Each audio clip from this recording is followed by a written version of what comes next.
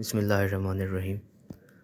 आज मैं आपको बताऊंगा कि किस तरह आपने वन वे एनोवा लगाना है विद LSG पोस्ट हाक टेस्ट। क्वेश्चन 8.2.5 ये सवाल है। इसमें वो कहता है कि रिसर्चर्स ने बोन स्ट्रेंथ एग्जामिन की और उसको एग्जामिन करने के लिए उन्होंने 3 तरह के age groups, young age, middle age और एल्डर एज, इन तीनों तरह के एज ग्रुप से 10-10 बोन सैंपल लिए। मिडिल एज से 9 बोन सैंपल लिए और फीमेल बोन के सैंपल लिए इन्होंने। और इन्होंने देखा कि जो डिफरेंट एज ग्रुप्स की बोन्स थी उनको फ्रैक्चर करने के लिए फोर्स जो रिक्वायर थी उसको मेजर किया।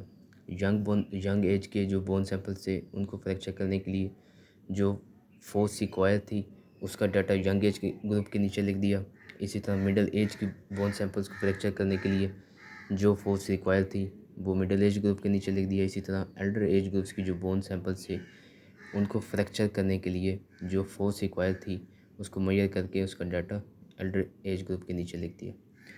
अब यहाँ सवाल ये बनता है कि तीनों एज ग्रुप्स की जो मीन फोर्स है इनकी बोन्स को फ्रैक्चर करने के लिए जो मीन फोर्स है वो सेम है या यंग एज ग्रुप की जो मीन फोर्स है इसकी फीमर को ब्रेक करने के लिए वो डिफरेंट है। इसी तरह मिडल की यंग से डिफरेंट है। इसी तरह एल्डर की जो बोन स्ट्रेंथ है उसको ब्रेक करने के लिए जो मीन फोर्स है वो डिफरेंट है बाकी दो से। तो यहाँ पे हमने इसको टेस्ट लगाना है वन वे एनोवा, ये चेक करने के लिए कि या तो तीनों एज ग्रुप्स की जो बोन सैंपल्स हैं उसको फ्रैक्चर करने के लिए जो मीन फोर्स है वो सेम है या दो ग्रुप्स में या तीनों की डिफरेंट है। तो इसको एनालाइज करने के लिए, इसको टेस्ट करने के लिए हम वन वे एनोवा लगाते हैं। तो यहाँ पे नल हाइपोथेसिस ये बनेगा कि all the age groups require same mean force to fracture their bone. और अल्टरनेटिव ये बनेगा at least 2 age groups require significantly different force to fracture their bones.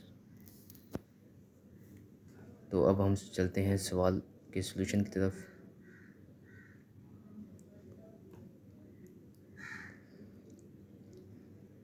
सबसे पहले आपने आना है वेरिएबल व्यू में। यहाँ आप लिखेंगे ग्रुप्स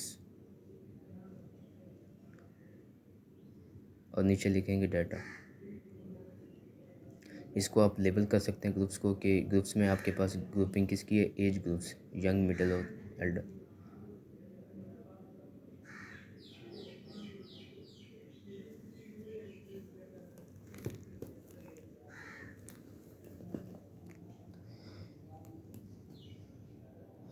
इसी तरह डाटे को भी आप लेबल कर सकते हैं कि डाटे में आप डाटा किस चीज़ को दिया गया है, बोन्स को फ्रैक्चर करने के लिए फोर्स की मेजरमेंट हुई तो फोर्स से आप इसको लेबल कर सकते हैं।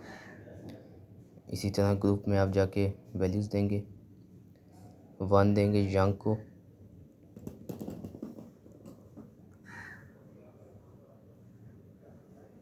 2 value for middle age group,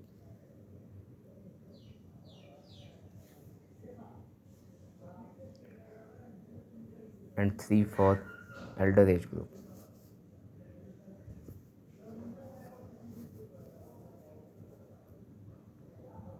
इसको ओके कर दें, यहाँ स्केल कर दें। यहाँ से फिर आ जाएं डाटा व्यू में। डाटे में आप यहाँ से मैंने पहले से डाटा लिखा हुआ है इसका, तो यंग का पहले डाटा लिख लेंगे। यहाँ से कॉपी करके मैं वहाँ पेस्ट कर दूँगा।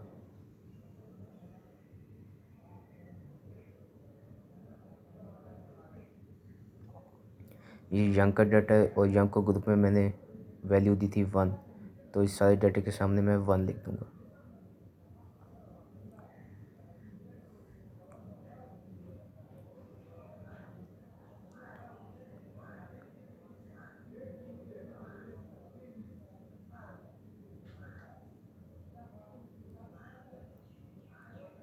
इसी तरह मिडिल के एज ग्रुप के सामने, उसके डाटे के सामने 2 लिख दें आप, क्योंकि इसको वैल्यू आपने 2 दी थी।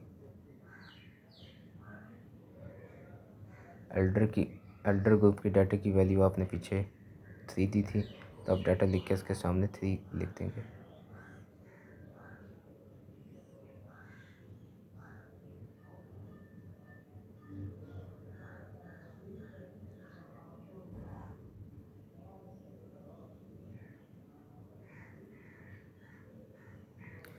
अब यहाँ पे मैं डेसिमल, मेरी वैल्यू में वन डेसिमल वैल्यू है तो मैं यहाँ 1 कर सकता हूँ। इसे 0 नहीं कर सकता क्योंकि मेरी वैल्यू में 1 डेसिमल दिया हुआ है। ग्रुप में 0 कर सकता हूँ लेकिन डाटे में मैं 1 ही रखूँगा।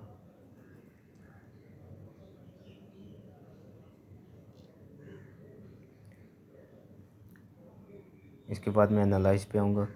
Compare means one way ANOVA. डाटे को मैं डिपेंडेंट लिस्ट में और ग्रुप्स को फैक्टर में शिफ्ट कर दूँगा। सिग्निफिकेंस लेवल 0.05 है तो आप इसे कंटिन्यू कर देंगे और ओके। ये आपके पास आ गया एनोवा का रिज़ल्ट। इसमें सिग्निफिकेंट वैल्यू है पी वैल्यू 0.001। इसको कंपेयर करना अल्फ़ा से 0.001 लेस देन अल्फ़ा है 0.05 से, तो यहाँ पे H0 रिजेक्ट होगा। मीन हमारे पास H1 एक्सेप्ट होगा। H1 क्या है? At least 2 age groups require significant different force to fracture their bones. तो H0 क्यों रिजेक्ट हुआ कि तीनों एज ग्रुप्स को सेम फोर्स क्यों नहीं चाहिए? किसकी फ़ोर्स डिफरेंट थी बाकी दो से, या तीनों की डिफरेंट थी? इस चीज़ को चेक करने के लिए कि H0 क्यों रिजेक्ट हुआ, हम LSG टेस्ट लगाएंगे। LSG टेस्ट कहते हैं या पोस्ट हाक टेस्ट। उसके लिए आप जाएंगे एनालाइज में, compare means one way ANOVA same. ये पोस्ट हाक की ऑप्शन है, या LSG पे मार्क करें और इसे आपने कंटिन्यू करना है। ओके, यहाँ नीचे आ जाए पोस्ट हाक में। आप यहाँ देखेंगे कि यंग और एल्डर एज ग्रुप को कंपेयर करने के बाद जो सिग्निफिकेंट वैल्यू पी वैल्यू आई है वो 0.001 है, जो कि लेस देन 0.05 है, जिसकी वजह से H0 हमारे पास रिजेक्ट हुआ है। इसी तरह एल्डर और यंग एज का नीचे देखें तो उसकी भी 0.000 है, वो भी लेस देन 0.05 है, इसलिए यहाँ पे भी H0 रिजेक्ट होगा। तो हम कंक्लूड क्या करेंगे कि जो हमारा H1 एक्सेप्ट हुआ था कि at least 2 age groups requires significantly different force fracture their bones. तो वो दो एज ग्रुप्स कौन से हैं? वो दो एज ग्रुप्स यंग और एल्डर एज ग्रुप हैं, जिनकी बोन्स को फ्रैक्चर करने के लिए जो मीन फोर्स है वो डिफरेंट है। इसमें आप देखेंगे जहाँ भी यंग और एल्डर एज ग्रुप का कंपेयर आ रहा है, वहाँ पे जो कंपेयर करने के बाद सिग्निफिकेंट वैल्यू है वो 0.000 आ रही है, मतलब जो लेस देन अल्फ़ा है। लेकिन यंग का मिडल के साथ देखें, मिडल का यंग के साथ, मिडल का एल्डर के साथ, तो वहाँ पे जो पी वैल्यू है वो ग्रेटर देन 0.05 है, जिसकी वजह से हम जो है वहाँ उनको कंपेयर करने के बाद नल हाइपोथेसिस रिजेक्ट नहीं हो रहा। पी वैल्यू जो है वो ग्रेटर देन अल्फ़ा आ रही है, जिसकी वजह से हम उनको कंपेयर करने के बाद मिडल का यंग के साथ, मिडल का एल्डर के साथ, यंग का मिडल के साथ ये नहीं कह सकते कि मिडल की और एल्डर की एज ग्रुप को डिफरेंट फोर्स चाहिए। मिडल और यंग को डिफरेंट फोर्स नहीं चाहिए, मिडल और यंग एज ग्रुप को जो मीन फोर्स है इनकी बोन को फ्रैक्चर करने के लिए सेम चाहिए। लेकिन जो फ़र्क आ रहा है सिर्फ वो यंग और एल्डर की एज ग्रुप की जो मीन फोर्स है उसका आ रहा है। इन दोनों को कंपेयर करने के बाद पी वैल्यू लेस देन 0.05 है।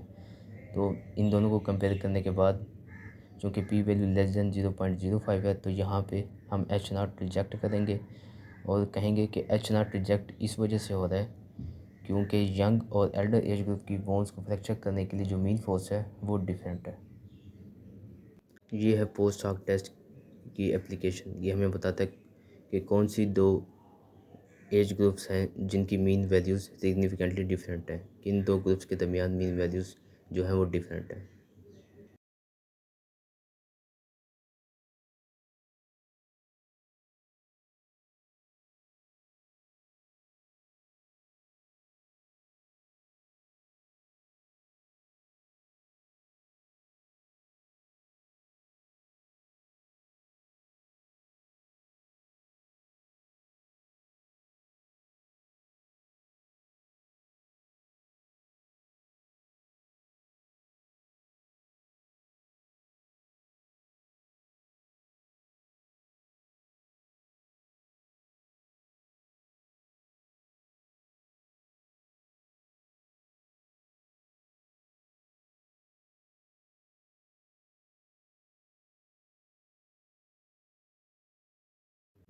तो यहाँ हम लिख सकते हैं कि एच नॉट रिजेक्ट इसलिए हुआ क्योंकि यंग और एल्डर एज ग्रुप को डिफरेंट फोर्स चाहिए उनकी बोन फ्रैक्चर करने के लिए।